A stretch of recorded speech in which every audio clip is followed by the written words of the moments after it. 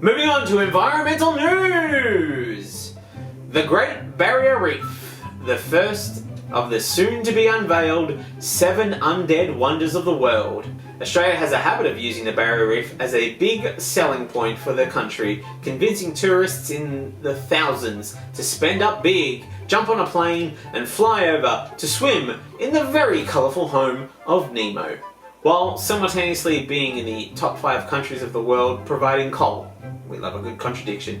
Which is why it is interesting that the government is claiming it has been blindsided by a recommendation to list the Great Barrier Reef as a World Heritage Site in danger.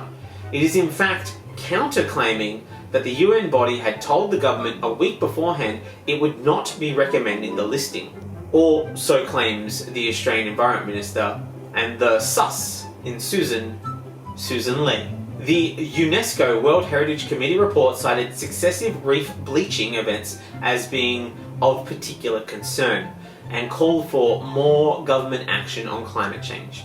And let's just nip this in the bud. When they say action on climate change, they do mean positive action. While I agree with you that building more coal mines and attempting to sell people on a gas-led recovery are indeed actions on climate change, they tend to more skew towards the negative side of the action spectrum. The long-term outlook for the reef had deteriorated from poor to very poor.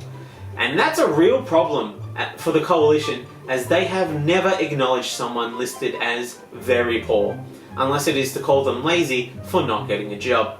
The draft decision says that the government strongly opposes the move, which would put its World Heritage status at risk, impacting tourism and other ventures, presumably those ventures that take the shape of BP building an oil rig to drill for oil in the reef, which strikes me as the biggest concern of the government. They don't want to lose their cash cow, nor spend any money to fix the situation. Losing the tourism abilities of the reef would mean a great loss to one of the 7 wonders of the economic world. But the coalition is being short-sighted, which, to be fair, is in character for them. They refuse to see the potential in this new ruined reef. As far as tourist spots go, well, if you're building a rig out into the water, you can expand on that rig and turn it into the world's first offshore theme park. Queensland is the home of Australian theme parks after all. And if the reef gets ruined, well, then we just have to remarket it. It's no longer a site teeming with life and beauty. It's now ruins, like the Greeks or the Romans.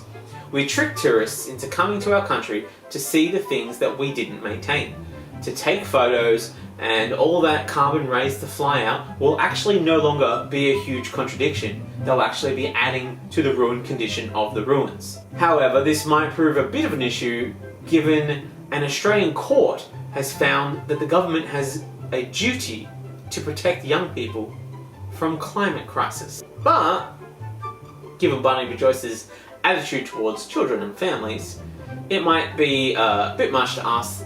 It might be a bit much to ask to expect a single solid commitment. Perhaps if these future disasters could limit themselves to important Liberal seats, then they will see the funds and attention necessary to remain safe. 8 teenagers, along with an 86-year-old nun, launched the case to prevent the approval of a massive coal mine. It was smart of the children to get an 86-year-old nun to get the Liberals' attention. They do love old people, and Morrison has a soft spot for God. But according to the Robodebt talk in Parliament, the government doesn't have a duty of responsibility to the poor. And with the amount of debt being piled on the future generations, they will be the poorest of us all. So, no obligations will apply. In a landmark judgment, the federal court found the Environment Minister has a duty of care to young people. Well, hello again, Susan. It's no wonder she's so upset by this UNESCO proposal that the reef is in danger. She doesn't want to get strung with child support payments for future generations of Australian children. Nobody wants that.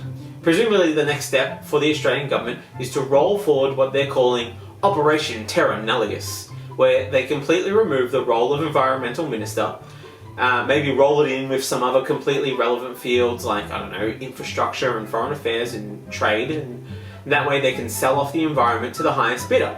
and get us out of any child support payments. Declare our environment as foreign-owned soil, and that way we have no environment to speak of.